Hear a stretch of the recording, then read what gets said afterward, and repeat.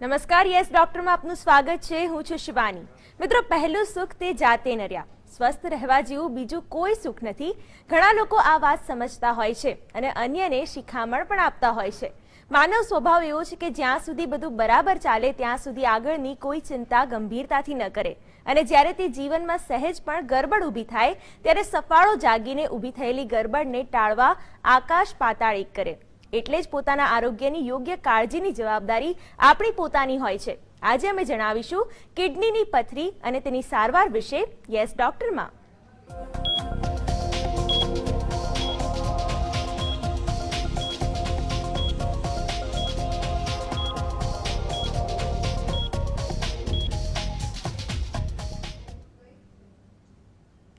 તો આ અંગે માહિતી અને માર્ગદર્શન આપવા આપણી સાથે ઉપસ્થિત છે સાલ હોસ્પિટલના યુરોલોજિસ્ટ ડોક્ટર હિમાંશુ શાહ અને ડોક્ટર શરદ ડોડિયા.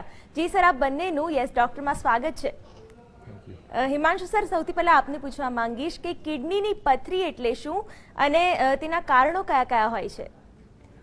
આપણા શરીરમાં ઘણા બધા અવયવોમાં પથરી થતી હોય છે. એમાં જેવી કે ગોલ બ્લેડરમાં પથરી થાય, કિડનીમાં પથરી થાય. સૌથી કોમન પથરી થવાનું જે જગ્યા છે આપણા શરીરમાં એ કિડનીમાં હોય છે. કિડની એ આપણા શરીરમાં આપણા છાતીના પાંજરામાં જે છેલ્લી બે પાંસળીઓ છે તેનાથી આગળ આવેલું એક નાનકડું અવયવ છે. અને જ્યારે પથરી એમાં થતી હોય છે એના કારણોમાં થોડાક કારણો મેટાબોલિક કારણો, એટલે કે આપણા શરીરમાં અમુક એવા રોગ હોય જેમ કે પેરાથાઇરોઇડ નામની ગ્રંથિ વધારે કામ કરતી હોય તો એ બધા મેટાબોલિક કારણો કહેવાય. મોટાભાગના કારણોમાં આપણા શરીરની બેઝિક નેચર, જીનેટિક બ્લુપ્રિન્ટ જવાબદાર હોય છે.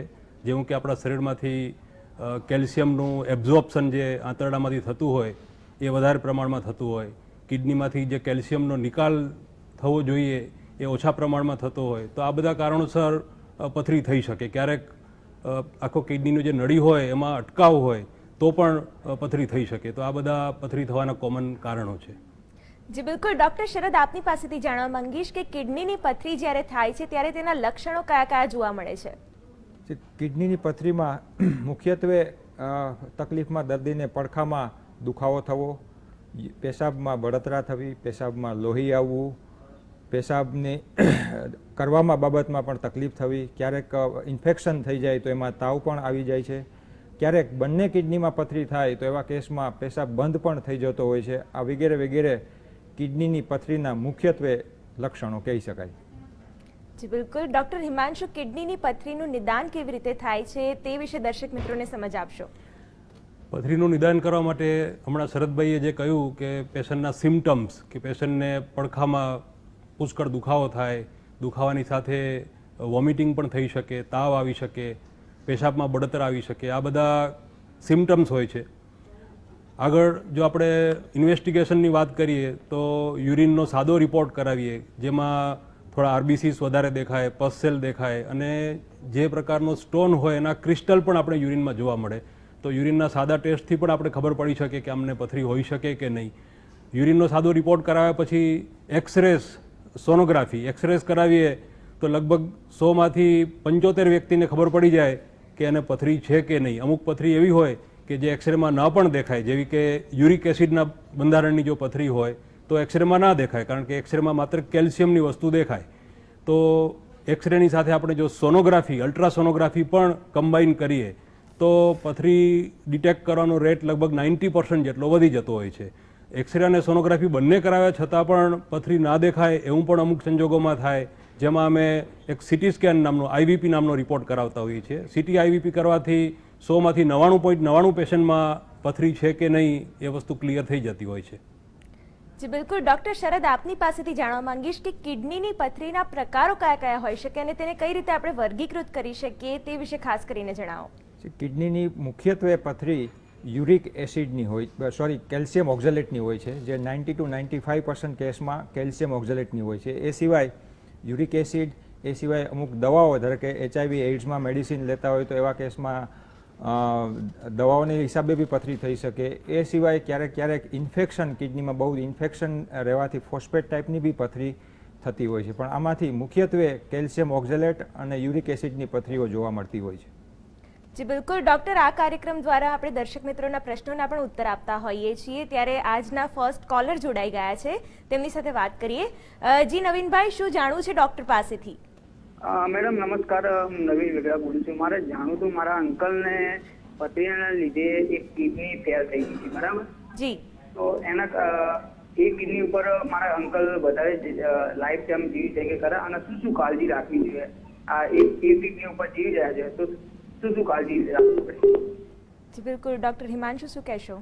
નવીનભાઈ, તમારો ખૂબ સારો પ્રશ્ન છે, જે બહુ જ કોમન પ્રોબ્લેમ છે આજકાલ, કે પથરીના રોગને કારણે આપણા દેશની અંદર ઓછી અવેરનેસ હોવાને કારણે કિડની બગડી જાય ત્યાં સુધી આપણે એનું નિદાન પ્રોપર નથી થઈ શકતું. તમે કીધું એ પ્રમાણે તમારા ફાધરને એક કિડનીમાં પથરી છે અને બગડી ગયેલી છે, કામ નથી કરતી, અને જો કામ ન કરતી હોય અથવા તો આપણે એક રિનલ સ્કેન નામનો રિપોર્ટ કરાવીએ તો આપણે એક્ઝેક્ટ ખબર પડે કે કિડની કેટલા % કામ કરે છે. જો તમારા ફાધરની કિડની 15-20% વધારે કામ કરતી હોય તો આપણે કિડનીને બચાવી શકીએ, માત્ર પથરી કાઢવાનું હોય. પણ જો એનાથી ઓછું કામ કરતી હોય તો આપણે કિડની કાઢવી પડે. કિડની કાઢ્યા પછી તમારો જે પ્રશ્ન છે કે મારા ફાધરને બીજી કિડની ઉપર શું ધ્યાન રાખવાનું, જો તમારા ફાધરને ડાયાબિટીસ, બ્લડ પ્રેશર હોય તો એની બરાબર યોગ્ય સારવાર કરવી જોઈએ, અને દર વર્ષે એક વખત સોનોગ્રાફી કરી અને બીજી કિડનીમાં પથરી થાય છે કે નહીં એનું તમારે ધ્યાન રાખવું જોઈએ. અને જો પથરી નાની જ હોય ત્યારથી જ એનો ઉપચાર શરૂ કરી દેવો જોઈએ.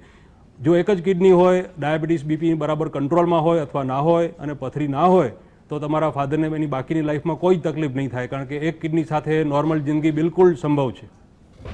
જી બિલકુલ, આશા રાખીએ આપને આપના પ્રશ્નનો ઉત્તર મળી ગયો હશે. ડૉક્ટર શરદ, આપની પાસેથી જાણવા માંગીશ કે કિડનીની પથરીનું નિદાન થયા બાદ તેની સારવાર કઈ રીતે કરવામાં આવે છે? પથરી માટે સારવાર મુખ્ય એની સાઇઝથી આધારિત હોય છે. જેમ કે 5-6 મિલીમીટર સુધીની પથરી હોય તો એ કુદરતી રીતે જ ફક્ત પાણી પીવાથી જ નીકળી જતી હોય છે. જો પથરી 1-થી 1.5 સેન્ટીમીટર સુધીની હોય તો આપણે એને લિથોટ્રિપ્સી એટલે કે કિરણો મારફતે તોડી શકીએ, જે ખૂબ સારી અને સેફ પદ્ધતિ છે. એ સિવાય જો પથરી મોટી હોય તો આપણે એને દૂરબીન મારફતે નીકાળવી પડે છે. જી બિલકુલ ડૉક્ટર હિમાંશુ, આપની પાસેથી જાણવા માંગીશ કે કિડનીની પથરી થાય ત્યારે કઈ કઈ બાબતોનું ધ્યાન રાખવું જોઈએ અને દર્દીઓએ પણ કઈ કઈ બાબતોની સાવચેતી રાખવી જોઈએ? જ્યારે કિડનીની પથરી થાય તો સૌથી પહેલાં તો એનું ટાઈમસરનું નિદાન કરાવવું ખૂબ જરૂરી છે. કોઈને પેઇન થતું હોય, ફીવર હોય, વોમિટિંગ હોય તો તરત ડૉક્ટર પાસે જઈ કન્સર્ન યુરોલોજિસ્ટને મળી અને તાત્કાલિક નિદાન કરવું જરૂરી છે. કારણ કે પથરી જો નાની હોય તો એને ખૂબ સરળતાથી કાઢી શકીએ, ક્યારેક તો દવાની મદદથી પણ નીકળી જઈ શકતી હોય, અથવા શરદભાઈ હમણાં કહ્યું એમ જો નાની પથરી હોય તો આપણે કિરણોથી એને તોડી શકતા હોઈએ છીએ, ઓપરેશન કરવાની જરૂર નથી પડતી. માટે એનું અર્લી નિદાન એ ખૂબ અગત્યનું છે.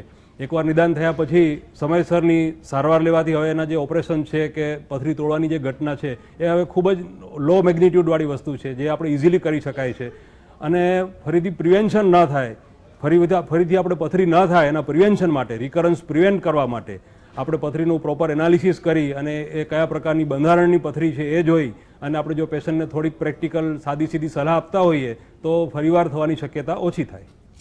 જી બિલકુલ, આ સાથે જ એક દર્શક મિત્ર જોડાઈ ગયા છે, તેમની સાથે વાત કરીએ. જી જયેશભાઈ, શું જાણવું છે ડૉક્ટર પાસેથી? હા સાહેબ, મારે એવું જાણવું છે કે મારે છે ને 4 mm ની પથરી છે અને મને છે ને પેલા 2 વર્ષથી આ પ્રોબ્લેમ છે અને એકવાર તો પડી ગઈ છે અને મારી ઉંમર 50 વર્ષની છે. જી, શું કહેશો ડૉક્ટર શરદ? હા, 4 mm ની પથરી એટલે કે એ પથરી ના કહેવાય, એને ક્રિસ્ટલ કહેવાય, રજકણ કહેવાય. કોઈ પણ પથરી 5 મિલીમીટરથી નાની હોય એને પથરી તરીકે આપણે ચિંતા ના કરવી જોઈએ, કુદરતી રીતે જ નીકળી જાય. એના માટે પુષ્કળ પાણી, પુષ્કળ પ્રવાહી લેવું જોઈએ અને રેગ્યુલર 6-6 મહિને એનું ચેકઅપ કરાવવું જોઈએ. જી બિલકુલ ડૉક્ટર હિમાંશુ, જ્યારે કિડનીની પથરી થતી હોય છે ત્યારે એવી ગેરમાન્યતા પ્રવર્તતી હોય છે કે આલ્કોહોલ લેવાથી કે ઘરગથ્થુ ઉપયોગ કરવાથી તેનું નિવારણ કરી શકાય છે, તો તેનું કેવી રીતે ખંડન કરો છો અને શું કહેશો કે સાચા માર્ગે કઈ રીતે દોરવા જોઈએ દર્શક મિત્રોને? જેને કિડની થયું હોય એના વિશે ઘણી બધી ગેરમાન્યતાઓ પ્રવર્તી રહી છે, જેમાંની એક તમે કહ્યું કે આલ્કોહોલ, પર્ટિક્યુલરલી બિયર વિશે એવી માન્યતા છે. આપણે ઘણીવાર કોઈક ડૉક્ટર્સ પણ એડવાઇસ કરતા હોય છે કે તમે બિયર પીશો તો તમારી પથરી નીકળી જશે. એ માન્યતા આવવા પાછળનું કારણ એ છે કે બિયર છે એ ડાયુરેટિક્સ છે. મીન્સ કે તમે 1 લીટર બિયર પીઓ તો 1.5 લીટર યુરિન ઉત્પન્ન થાય, અને જો નાની પથરી હોય તો એને ધક્કો મારી શકે, માટે એ માન્યતા આવી. પણ આ માન્યતા સાચી એટલા માટે નથી કે જો તમારે 1.5 લીટર યુરિન પ્રોડક્શન કરવું હોય તો બિયર સિવાય પણ આપણી પાસે ઘણી બધી સારી વસ્તુ છે, જેમ કે લીંબુનું પાણી, નાળિયેર પાણી, છાશ અથવા તો સિમ્પલ પાણી. આ બધા જ અલ્ટિમેટલી તો એ યુરિન જ પ્રોડક્શન કરવાના છે અને જે બિયર તમને 1 લીટરમાં જે કામ કરવાનું છે એ જ કામ એ કરી શકવાનું છે. તો પછી બિયર પીવાની કોઈ રિક્વાયરમેન્ટ રહેતી નથી. રાધર કોન્ટ્રરી, બિયરની અંદર ઓક્ઝેલેટ હોય છે, જેટલા ફીણ આવતા હોય છે એ ઓક્ઝેલેટને કારણે આવે છે અને પથરીમાં પણ કેલ્શિયમ ઓક્ઝેલેટની પથરી હોય છે. તો આપણે એવું પણ કહી શકાય કે તમે તમારી પથરીને રો મટીરિયલ પ્રોવાઈડ કરો છો. Rather beer should be contraindicated, એ તમારે પીવું ના જોઈએ. જી બિલકુલ, આ સાથે એક દર્શક મિત્ર જોડાઈ ગયા છે. જી સોનલબેન, શું જાણવું છે ડોક્ટર પાસેથી? હા તો હેલો મેડમ, મારે પૂછવું હતું કે મારા મિસ્ટર છે ને એને બંને કિડનીમાં 8 mm ની પથરી આવી છે. જી. હમણાં અઠવાડિયા પહેલા સોનોગ્રાફી કરવાની છે. તો ડોક્ટરે તો એવી રીતે વાત કરી છે કે હમણાં ઉતાવળ નથી પણ ભવિષ્યમાં તમારે ઓપરેશન આવી શકે. જી બિલકુલ, ડોક્ટર શરદ શું કહેશો? ના 8 મિલીમીટરની પથરી હોય એટલે એની ટ્રીટમેન્ટ તો કરવી જોઈએ. એના માટે એટલીસ્ટ એક્સરે અથવા તો આઈવીપી કરાવી અને એ 8 મિલીમીટરની જ છે એ કન્ફર્મ કરાવવું જોઈએ. જો 8 મિલીમીટરની જ હોય તો એ લિથોટ્રિપ્સીથી બહુ સરળ રીતે અને સારી રીતે સેફલી નીકળી શકે. તો એના માટે અનનેસેસરી રાહ જોવાની જરૂર નથી. માટે આગળ નિદાન કરાવી અને લિથોટ્રિપ્સીની મોટે ભાગે જરૂરિયાત રહેશે એવું લાગી રહ્યું છે તમારી વાતથી. જી બિલકુલ, ડોક્ટર હિમાંશુ, કિડનીની પથરી ન થાય તે માટે શું શું કાળજી રાખવી જોઈએ તે વિશે ખાસ કરીને જણાવો. કિડનીની પથરી ના થાય એના માટે મોટાભાગના પ્રશ્ન અમને પૂછાતા હોય છે, અમારા પેશન્ટ પણ પૂછતા હોય છે, ઘણા બધા એના પેમ્ફલેટ્સ પણ બતાવતા હોય છે. ડૂઝ એન્ડ ડોન્ટ ડૂઝનું એક લાંબુ લિસ્ટ અમે જોતા હોઈએ છીએ, જે પ્રેક્ટિકલી ફોલો કરવું શક્ય નથી હોતું કે આટલું કરો ને આટલું ના કરો. એ પ્રેક્ટિકલી ફોલો કરી નથી શકાતું. પણ હું સરળ ભાષામાં જો સમજાવું કે પથરીના દર્દીએ શું ધ્યાન રાખવું જોઈએ, તો બહુ જ સિમ્પલ વસ્તુ કે જે આપણે આપણી ડે ટુ ડે લાઈફમાં એને આપણે ઇમ્પ્લિમેન્ટ પણ કરી શકીએ. જેવી કે દિવસ દરમિયાન આપણે લગભગ 2 થી 3 લીટર જેટલું પાણી પીવું જોઈએ. પ્રિફરેબલી ઉકાળેલું પાણી અથવા તો આરો પ્લાન્ટનું પાણી પીવું જોઈએ. રાત્રે પણ પાણી પીવાની ટેવ રાખવી જોઈએ. એવું કરવાથી જે ક્રિસ્ટલાઇઝેશન થયું હોય, નાનો અણુ થયો હોય, એ પેશાબ માર્ગે નીકળી જાય. એ સિવાય એક બીજી એવી માન્યતા છે કે દૂધ નહીં પીવાનું, કારણ કે દૂધની અંદર કેલ્શિયમ હોય છે, જે પણ ખોટી માન્યતા છે. કારણ કે આપણા શરીરમાં જે લોહીની અંદર કેલ્શિયમનું પ્રમાણ છે એ તો ફિક્સ જ રહેવાનું છે. જો તમે એને દૂધ નહીં આપો તો આપણા બોન્સમાંથી લોહી તો પોતાનું કેલ્શિયમ મેળવી લેશે અને લાંબે ગાળે આપણા બોન નબળા પડી જશે. માટે દૂધ રિસ્ટ્રિક્શન કરવાની પણ જરૂર નથી. દિવસ દરમિયાન તમે 500 થી 700 ml જેટલું દૂધ અને દૂધની બનાવટ પણ લઈ શકો.